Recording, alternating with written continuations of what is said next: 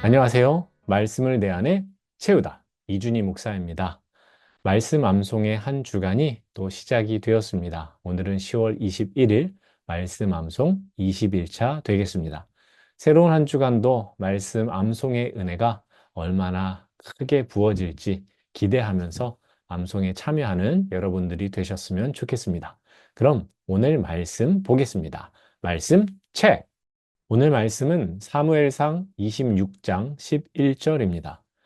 내가 손을 들어 여호와의 기름 부음 받은 자를 치는 것을 여호와께서 금하시나니 너는 그의 머리 곁에 있는 창과 물병만 가지고 가자 하고.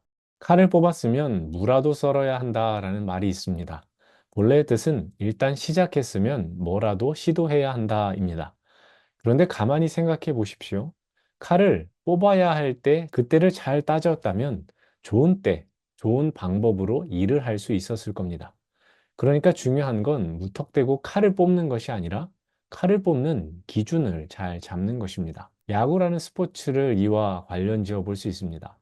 야구는 투수가 공을 던져 타자가 공을 못 치게 해야 하고, 타자는 투수가 던진 공을 쳐내야 합니다. 투수는 힘으로 윽박을 지르기도 하고 공의 속도와 궤적에 변화를 주므로 타자가 공을 못 치도록 애를 씁니다. 타자는 못 치도록 애를 쓰는 투수에 맞서야 합니다.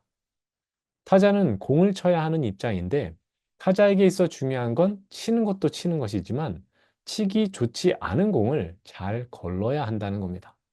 투수는 유인구라고 해서 타자로 하여금 치기 좋은 볼인 듯 던지지만 그런 공은 쳐도 원하는 결과를 얻을 수가 없습니다.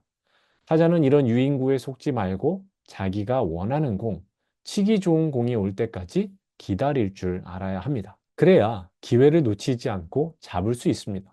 섣불리 방망이를 휘두르면 아웃만 될 뿐입니다. 말씀 속 다윗은 칼을 뽑아야 하나 말아야 하나, 방망이를 휘둘러야 하나 말아야 하나를 따지는 상황 가운데 있습니다. 다윗을 잡기 위해 혈안이 된 사울은 군사 3천 명을 이끌고 10광야로 내려와 진을 쳤습니다. 이를 확인한 다윗은 소수의 군사들과 함께 사울의 진영 곁으로 정탐을 갑니다.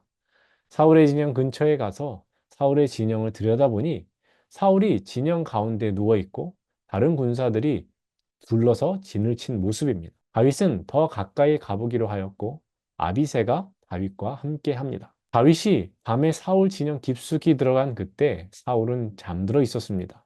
이 모습은 영적으로 잠든 것과 같은 사울의 상태를 보여주는 것입니다. 어찌되었든 지금 다윗은 자신을 질리도록 쫓아오는 사울 왕을 죽일 수 있는 기회를 맞이한 것입니다. 다윗과 동행한 아비새는 자고 있는 사울을 보며 지금의 상황은 하나님께서 주신 것이니 당장 죽이자고 합니다. 이제 사울의 추격을 마무리하고 다윗이 새로운 왕으로 등극할 좋은 기회라고 생각한 겁니다. 사실 아비새의 말은 틀리지 않습니다. 세상의 관점에서 말입니다. 다윗은 이미 사울을 죽일 기회가 있었습니다. 사울을 피해 다윗이 엔게디 굴에 숨었는데 사울이 용변을 보기 위해 하필 그곳에 들어왔기 때문입니다. 다윗이 숨어 있는지도 모르고 그곳에 들어온 상황이었습니다. 그때 다윗은 여호와의 기름 부음 받은 자를 함부로 죽여서는 안 된다면서 사울을 살려보냅니다. 그 일로 사울과 화해를 하는 듯 했지만 사울은 계속해서 다윗을 죽이려고 추격해 오는 것입니다.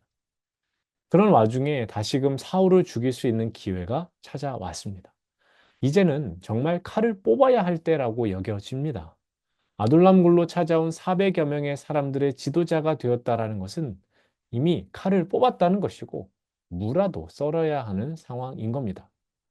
하지만 다윗은 이번에도 지난번과 같은 말을 합니다. 사무엘상 26장 11절입니다.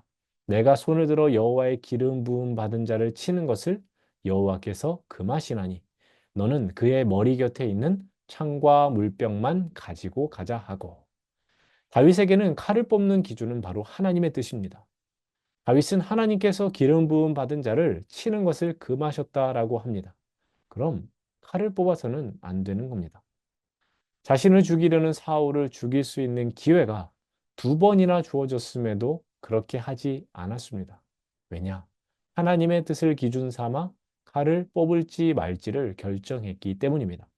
결국 다윗은 창과 물병만을 챙겨서 나옵니다. 창과 물병은 전리품이 아니라 자신이 사울을 죽이려는 뜻이 없다는 것을 증명해 주기 위한 물품이었습니다. 그럼 다윗의 이런 행동은 자포자기의 모습입니까? 그렇지 않습니다. 사무엘상 26장 10절을 보면 다윗이 또 이르되 여호와께서 살아계심을 두고 맹세하노니 여호와께서 그를 치시리니 혹은 죽을 날이 이르거나 또는 전장에 나가서 망하리라. 다윗은 자신이 사울을 죽이지 않아도 하나님께서 그를 치실 것이라고 합니다. 자신의 행동에 따른 결과를 철저하게 하나님께 맡기는 것입니다. 그런 다윗이기에 하나님께서 친히 역사하시며 함께 하시는 은혜를 누릴 수 있었습니다. 다윗이 사울의 진영 근처에 갔던 것도 창과 물병을 가지고 나올 수 있었던 것도 다 하나님의 역사하심이 있었기 때문입니다. 주의 백성인 우리는 임기응변의 인생이 아니라 정도를 따르는 인생이 되어야 합니다. 정도는 역시나 하나님의 뜻입니다. 우리도 살면서 칼을 뽑아야 할 때가 있습니다. 그때 오늘 말씀을 기억하고 하나님의 뜻이라는 기준으로 칼을 뽑을지 말지를 결정할 수 있기를 바랍니다. 다윗은 하나님이 여호와의 기름 부음 받은 자를 죽이는 것을 금하셨기에 그 일을 하지 않고 그저 사울과 화해하기를 원했습니다. 다윗이 사울과의 관계에서 잘못한 것이 없지 않습니까? 그래서 자신이 가진 방망이를 사울을 죽이는데 쓰지 않았습니다. 그저 사울이 하나님의 뜻을 깨닫고 더 이상 죄를 짓지 않을 수 있도록 기회를 주는 일에 자신의 방망이를 휘둘렀습니다. 그러나 사울은 이런 다윗과 달리 하나님의 뜻에 불순종한 채 자신의 것이라 여기는 것을 지키고자 또 다른 여호와의 기름 부음 받은 자를 죽이려고 합니다. 사울의 눈에는 다윗은 화해의 대상이 아니라 죽여야 할 대상일 뿐입니다. 이것은 하나님 앞에서 다윗의 흥함과 사울의 망함의 이유입니다. 우리의 삶을 야구 경기라고 한다면 투수는 마귀입니다. 우리는 투수인 마귀에 맞서 타석에 들어선 타자입니다. 마귀는 우리로 하여금 헛방망이질을 하도록 유인구를 던집니다. 보암직하고 먹음직한 공을 던져줍니다. 그러나 그때도 우리는 하나님의 뜻이라는 기준을 단단히 붙잡아야 합니다. 우리는 모든 상황과 환경 속에서 하나님의 주권을 인정해야 합니다. 하나님의 뜻만을 구하며 믿음의 방망이를 휘둘러야 합니다. 하나님의 뜻을 따르는 삶은 세상의 관점에서는 미련해 보이고 돌아가는 것처럼 보이지만 그것이 정답이며 최선이라는 것을 믿으시기를 바랍니다. 당장 눈에 보이는 것에 일희일비하는 신앙이 아니라 끝까지 하나님의 뜻이라는 분명한 기준을 따라 순종하는 삶을 살아야 하겠습니다. 그럼 오늘 말씀 암송하겠습니다. 내가 손을 들어 여호와의 기름 부음 받은 자를 치는 것을 여호와께서 금하시나니 너는 그의 곁에 있는 창과 물병만 가지고 가자 하고 내가 손을 들어 기름 부음 받은 자를 치는 것을 여호와께서 금하시나니 너는 그의 머리 곁에 있는 가지고 가자 하고 내가 손을 들어 여호와의 기름 부음 받은 자를 치는 것을 여호와께서 너는 그의 머리 창과 물병만 가지고 가자 하고 내가 들어 기름 부음 치는 것을 여호와께서 머리 가지고 가자 하고 내가 손을 들어 여호와의 기름 부음 받은 자를 치는 것을 여호와께서 금하시나니 너는 그의 머리 곁에 있는 창과 물병만 가지고 가자 하고 사무엘상 26장 11절 말씀. 이 시간은 오늘 말씀 암송 9절 그리고 말씀 해설에 대한 내용을 가지고 함께 퀴즈를 푸는 시간, 풋풋한 퀴즈 시간입니다.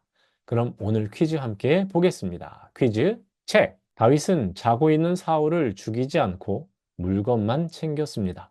다윗이 챙겨간 것은 무엇인가요? 1번 창과 커피, 2번 창과 방패, 3번 칼과 물병, 4번 창과 물잔, 5번 창과 물병. 자, 오늘 제가 준비한 영상은 여기까지입니다. 새롭게 시작한 말씀 암송의 한 주, 말씀 암송으로 잘 시작하는 여러분들이 되기를 바랍니다.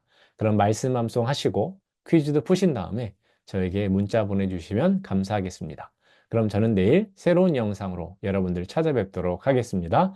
말씀을 내 안에 채우다. 감사합니다.